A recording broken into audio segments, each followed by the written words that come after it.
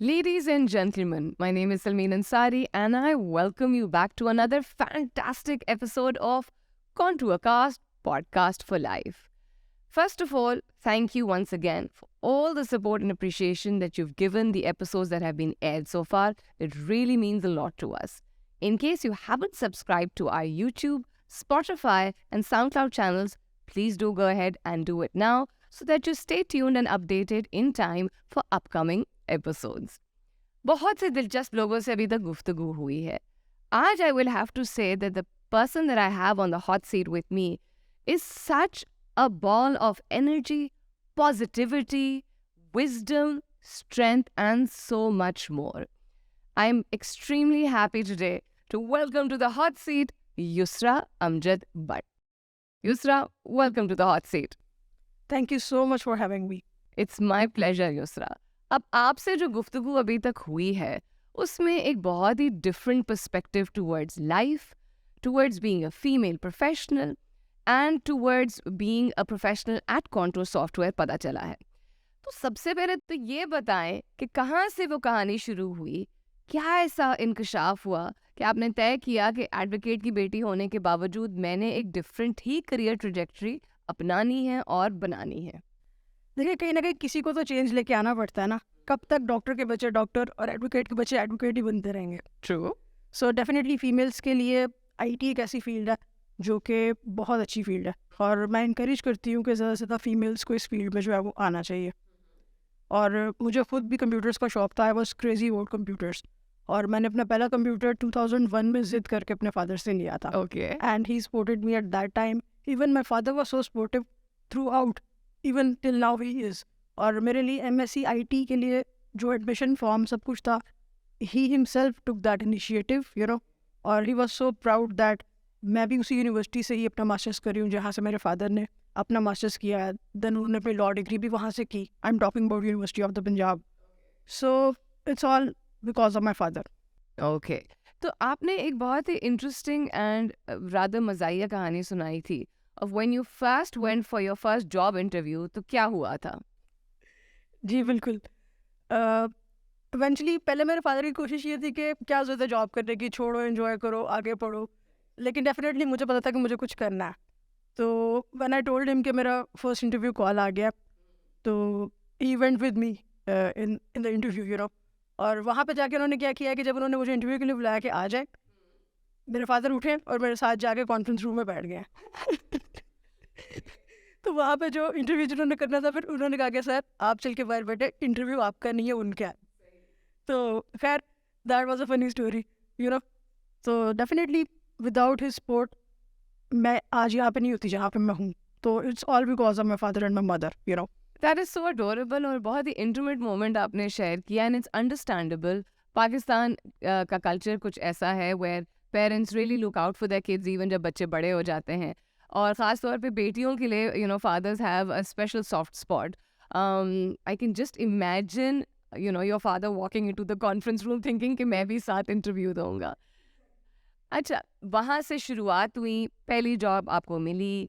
You had the opportunity to work with a very, very good firm, and that helped you build up to where you are today. So, software quality assurance, ये specific domain क्यों? अच्छा, एक आपको बड़ी interesting चीज़ बताती हूँ. Basically मुझे ऐसा लगता है कि फीमेल्स के लिए ग्राफिक डिज़ाइन और क्वालिटी इंश्योरेंस बहुत अच्छी फील्ड्स हैं. यू नो, नेचुरली फीमेल्स के अंदर एक थोड़ी सी एस्थेटिक सेंस होती है जो उनकी बेहतर होती है, और दूसरा फीमेल्स की एक कीड़े पकड़ने की आदत होती है. So this is what we do in quality assurance. We find bugs, you know. So मुझे ऐसा लगा था कि मेरी QA सेंस बेहतर है. मैंने प्रोग्रामिंग भी की हुई है अपने करियर के स्टार्ट में. Even till date we do programming in software automation, basically quality assurance automation, you know. So we do scripting even till date.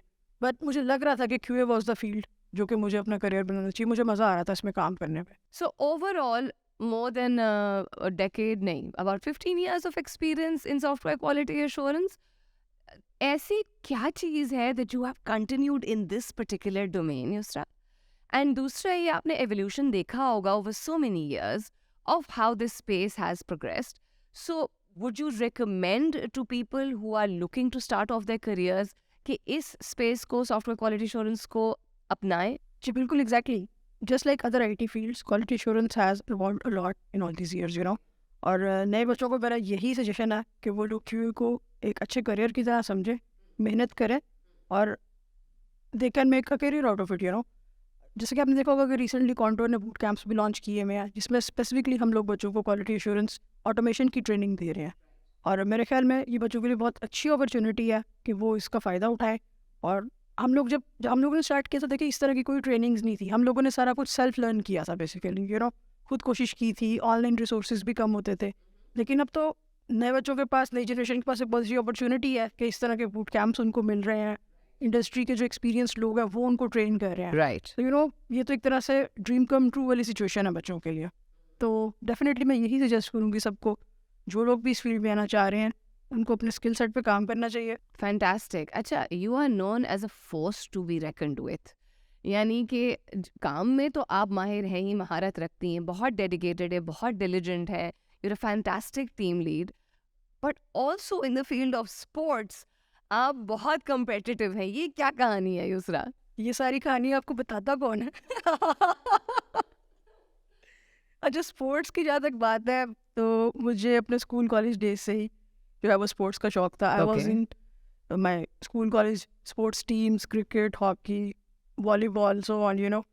तो डेफिनेटली स्पोर्ट्स जो है वो आपके पर्सनैलिटी को शेप करने में एक बहुत इंपॉर्टेंट किरदार होता है उसका, और मेरी मदर भी जो है वो इस चीज़ को अप्रिशिएट करती थी बेसिकली, और वो खुद हम लोगों के साथ हर तरह की गेम्स, क्रिकेट, वीडियो गेम्स, हर चीज़ में वो हमारे साथ होती थी।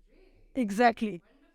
तो वहीं से मुझे इन सारी चीज़ों का शौक हुआ था। और हमारे घर में क्रिकेट को ऐसे देखा जाता था कि जिस दिन कोई टेस्ट मैच भी होता था ना पाकिस्तान का, तो सब काम काज निपटा के हम लोग डेडिकेटेडली बैठ के टेस्ट मैच देखा करते थे।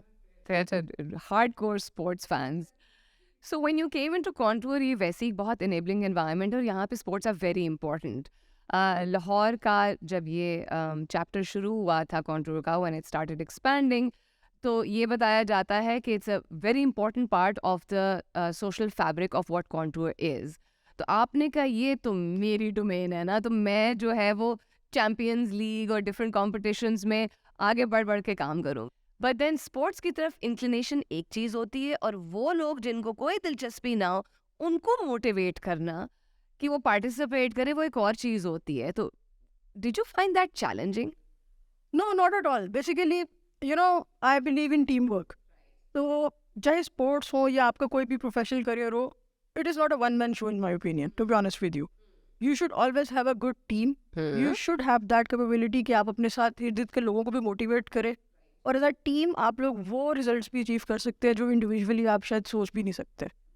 तो शुरू से मेरा यही माइंडसेट रहा, और इवन कॉन्टूर में भी ऐसा रहा कि इवन मैं ऑनेस्टली बताऊँ तो ये चीज़ बिलाल से हमने सीखी है। हम लोग जब स्टार्ट में काम कर रहे थे बैठे हुए अक्सर बिलाल आया करते थे, आप लोग फ्री हैं, चले आए टेबल टेनिस खेलते हैं। तो ही इज़ द बॉस। उनका बिहेवियर ऐसा है, तो डेफिनेटली हमने ये सारी काइंडनेस और ये सारा कुछ हमने उन्हीं से ही सीखा, और आज वही चीज़ हम पास ऑन कर रहे हैं न्यू जनरेशन्स को। In the past 2 decades, we've definitely seen more opportunities for females in the professional workspace. इसमें credit दोनों genders को जाता है. In a place like Pakistan, where generally restrictions होती हैं या ज़्यादा overprotectiveness भी होती है काफ़ी सारी females के लिए, वहाँ it makes me very happy to see how things have changed slowly and gradually over the passage of time. लेकिन अभी भी कभी कभी ये लगता है कि females feel a little intimidated, that they start doubting themselves sometimes, या कभी कभी उनको ये लगता है कि शायद वो ना कर पाए वो सारी चीज़ें, या एक्सेल ना कर पाए उस तरह, because it's a tougher and male dominated society. What do you have to say about this, Yusra? Shamin, मैं थोड़ा सा मेरा ओपिनियन थोड़ा सा डिफरेंट होगा इस पे। मेरे ख्याल के मुताबिक देखिए, सबसे पहले तो अगर फीमेल्स जो है उनको अपने उस जेंडर से थोड़ा सा बाहर आके सोचना है। देखिए, घर के अंदर you can be a female, you can be a daughter, sister, wife, mother, but when you are in office you should be professional, मेरे ख्याल में, ठीक है ना। और ये जो प्रोफेशनलिज्म है ये जेंडर स्पेसिफिक नहीं होनी चाहिए। किसी मेल को भी उतना ही प्रोफेशनल होना चाहिए ऑफिस में जितना कि एक फ़ीमेल को, और इसी तरह किसी फीमेल को भी उतना ही प्रोफेशनल होना चाहिए जितना वो किसी मेल से एक्सपेक्ट करती है कि वो उसके साथ प्रोफेशनली बिहेव करे, ठीक है। और मैं आपको एक बात बता दूँ कि आपने एक बात बिल्कुल ठीक की है कि पिछले कुछ सालों में बहुत सी चीज़ें इम्प्रूव हुई हैं फ़ीमेल्स के लिए, ठीक है। आज से 10-15 साल पहले हम एक्सपेक्ट नहीं करते थे कि फीमेल्स को भी अपॉर्चुनिटीज़ मिलेंगी, specially to managerial positions, board of directors और इस तरह की बाकी जो टॉप किस्म की जो आप कह लें पोजीशंस होती हैं. लेकिन things have changed a lot. I am an example in front of you. Okay, Yes. तो ऐसा कुछ भी नहीं है जो फीमेल्स जो है वो नहीं कर सकती जो मेल्स कर रहे हैं. ठीक है, अल्लाह ताला ने सबको देखे एक जैसे दिमाग के साथ बनाया हुआ है. अब उस दिमाग के अंदर हम फीमेल का लेबल लगा लें या मेल का लेबल लगा लें तो ये हमारी एक अपनी शॉर्ट कमिंग है. हमें इससे बाहर आना है. ठीक है ना. और हम जब इससे बाहर आएंगे फिर हम अपने आप को एक अच्छे प्रोफेशनल की तरह देखेंगे. और फीमेल्स को मैं स्पेशली ये मैसेज दूंगी कि अगर आपको कोई अच्छी अपॉर्चुनिटी मिल रही है, just don't waste it by thinking कि you are a female, you can't do this. Okay, that's a wonderful message that you have to think beyond your gender. जहाँ पहले चीज़ें were a little tougher, but now things are becoming better. So make the best of it. Fantastic. अच्छा, आपको एक different किस्म की मोहब्बत है. लोगों को जनरली जो है वो इंसानों से होती है. आपको जानदार और भी जो हैं उनसे बेहद मोहब्बत है. If I'm not mistaken, you have 7 cats? More than that. Wow. ये लव स्टोरी कहाँ से शुरू हुई? ये जी बचपन की मोहब्बत है, चलती आ रही है. अच्छा. और my first cat she lived with us for like more than 13 years माशाल्लाह, यू नो. और फिर वो चली गई, मतलब उस अपने एक एज पूरी की उसने और वो चली गई. और उसके बाद से I am in love with stray cats, you know. और I make sure to rescue animals. और एक कॉन्सेप्ट हमारे यहाँ पे बहुत अजीब होता है. चले मैं आपके प्लेटफॉर्म से एक चीज़ शेयर करती हूँ जो कि मेरे माइंड में अक्सर चलती है. हमारे यहाँ पे ना एक क्लीशे बहुत चलता है, बेजुबान जानवर. मैं आपको एक चीज़ बताऊँ कि कोई भी जानवर बेजुबान नहीं है. ये हमारी एबिलिटी है कि हम उनकी ज़ुबान नहीं समझ सकते. ये हमारे अंदर एक लैक ऑफ एबिलिटी है मेरे ख्याल के मुताबिक. दे communicate with you so well. आपको उनको समझने के लिए थोड़ा सा काइंड होने की ज़रूरत है. Just be kind. आप कायनात की हर चीज़ के बारे में जो वो बोल रही है आप सुन सकते हैं. थोड़ा सा अपनी ज़ात से बाहर आएँ, अपने खौल से बाहर आएँ. आप अशरफुल मखलूक़ात हैं. समझ लीजिए ऐसे ही जैसे कि आपको एक जॉब टाइटल मिल गया. ठीक है, ये जॉब टाइटल आपको अल्लाह ताला ने दिया हुआ है, लेकिन आपको इस जॉब टाइटल का अहल भी साबित करना है अपने आप को. और ये आप उसी टाइम कर सकते हैं कि आप अंदर से थोड़े से हम्बल और काइंड हो. अपने लिए नहीं, दूसरी मखलूक़ात के लिए भी हो. ठीक है. और फिर आप खुद देखेंगे कि जिन जानवरों को आप बेजुबान कहते हैं असल में वो बेजुबान नहीं थे, आप उनको सुनने की अहलियत नहीं रखते थे. इतनी खूबसूरत बात की है आपने Yusra. So soulful. And that's true. I being a pet lover and a pet owner myself also, मैं बिल्कुल इस बात से इत्तेफाक करती हूँ कि आपका नज़रिया चेंज हो जाता है लाइफ की तरफ जब आप जानवर का ख्याल रख रहे होते हैं. बिकॉज आप अपनी ज़ात से निकल के और अपनी एनर्जीज को किसी जानवर की तरफ डायरेक्ट कर रहे होते हैं. यहाँ एक बात मैं ऐड करूँगी. मेरी एक छोटी सी स्ट्रे कैट है जो मैंने कुछ दिन पहले रेस्क्यू की थी. वो कल से थोड़ी सी बीमार है, उसको थोड़ा फीवर हो गया था. अब आज जब उसने मुझे देखा ना कि मैं रेडी हो रही हूँ, मैं ऑफिस जा रही हूँ, उसने अपनी तरफ से हर कोशिश की है कि वो मुझे ऑफिस जाने से रोके. उसने पूरी कोशिश की है कि वो मुझे भी अपने साथ ब्लैंकेट में बुलाए, आओ हम सोते हैं, रहने तो कोई ज़रूरत नहीं ऑफिस जाने की. लेकिन डेफिनेटली मुझे आ रहा था ऑफिस और मैंने उससे यही कहा कि मैं भी आती हूँ, तुम बैठो. और she was looking towards me कि यार तुम जा रही हो. यार आपके साथ भी ऐसा होता है कि आप लैपटॉप या फ़ोन लेके बैठी हूँ तो वो आके पॉज से जो है वो उसको बंद करवाने की कोशिश करते हैं? जी, ये रोज़ की स्टोरी है. ये रोज़ की स्टोरी. अच्छा, इसी बात को थोड़ा सा और एक्सटेंड करते हैं because it's a very different perspective and people who have animals can relate to it. लेकिन दूसरे लोगों के लिए भी बड़ा अच्छा मैसेज है. जानवर का ख्याल रखना as a human being overall आपको ट्रांसफॉर्म करता है. एग्जैक्टली. और उसमें से लर्निंग्स आप लेके अपनी पर्सनल और प्रोफेशनल स्पेस में भी डाल सकते हैं. बिल्कुल डाल सकते हैं. कैसे? अच्छा, इसमें एक चीज़ और ऐड करूँगी. बेसिकली ये आपकी पर्सनालिटी को शेप करने के लिए मतलब बात बता रही हूँ.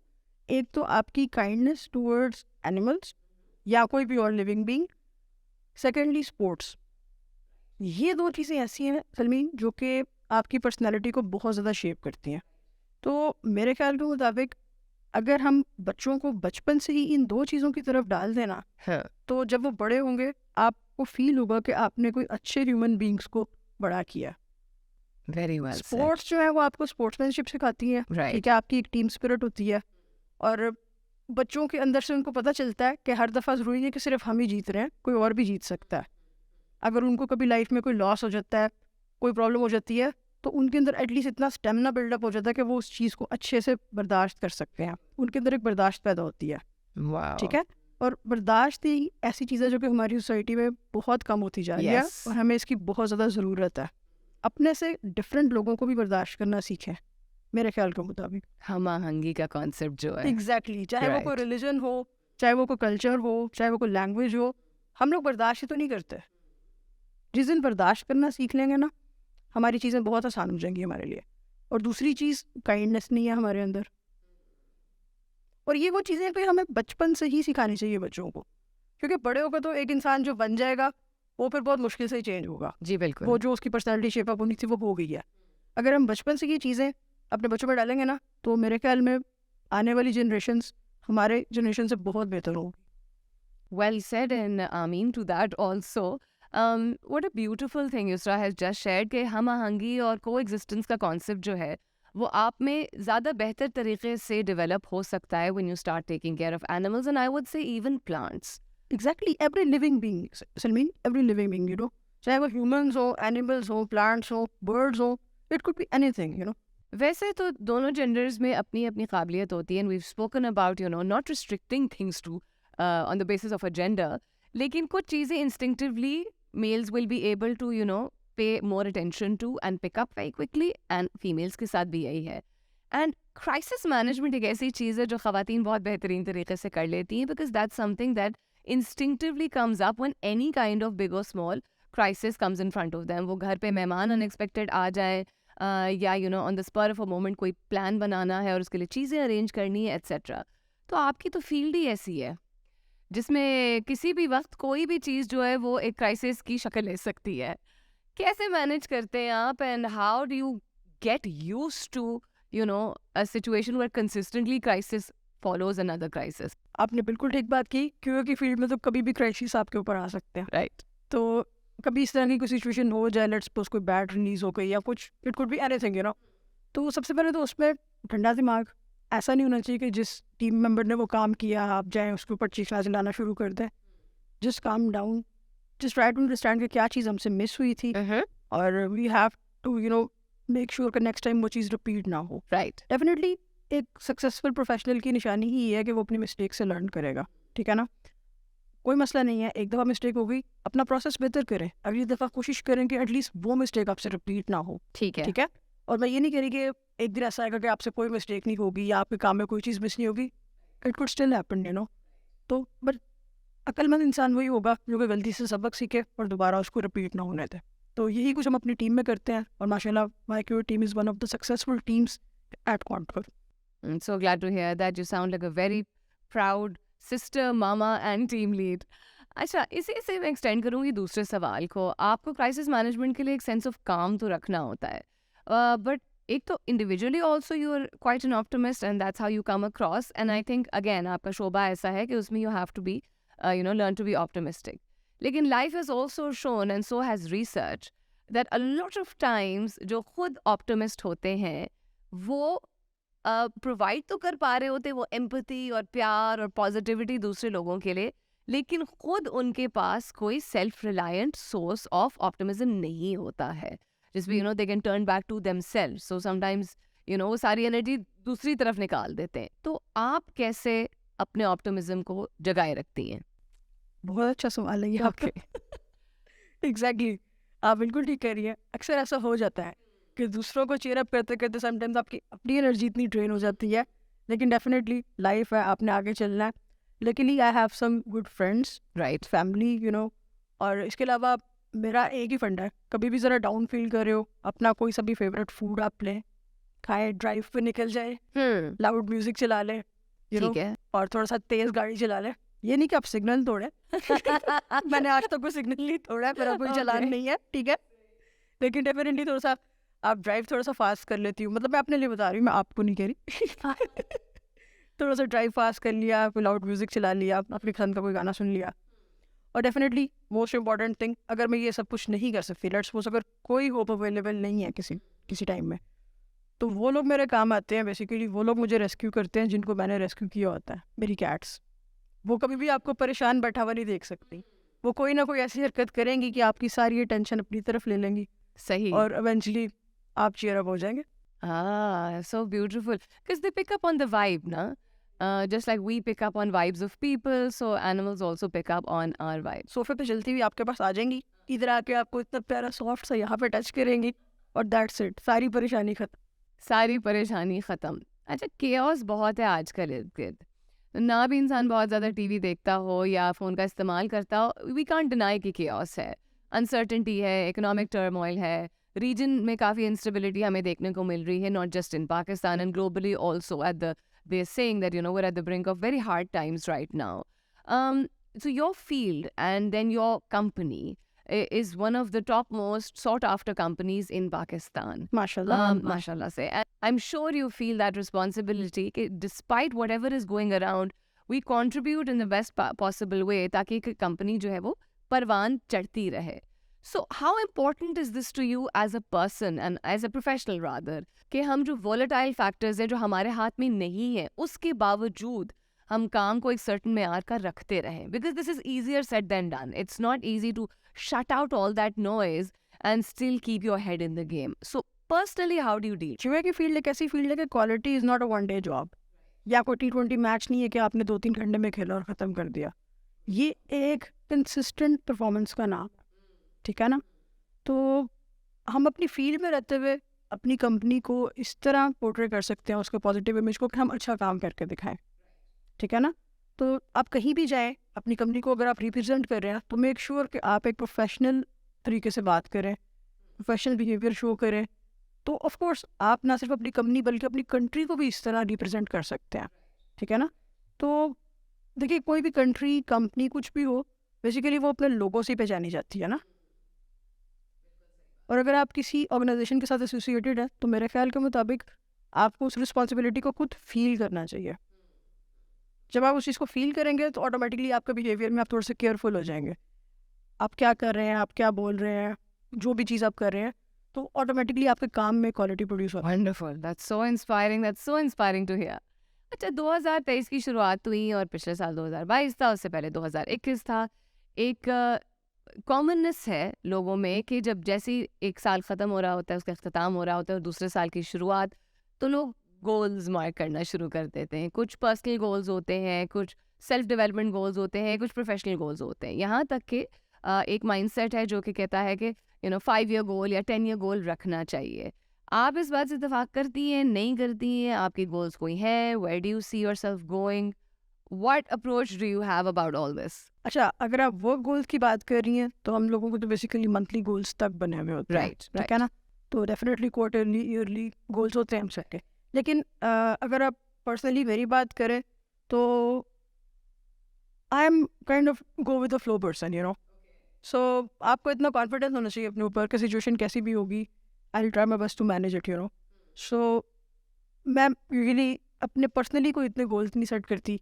जैसी सिचुएशन आती है, just I try to give my 100% to that, you know. That's it. So बस इसी तरह लाइफ चल रही है. इसी तरह लाइफ चल रही है. अच्छा, आपकी मैं एक सीक्रेट आउट करने वाली हूँ, और वो सीक्रेट ये कि आपको जो मौसीकी पसंद है वो लोग शायद कभी भी अज्यूम ना कर सकें कि कौन सा जॉनरा आपको पसंद है.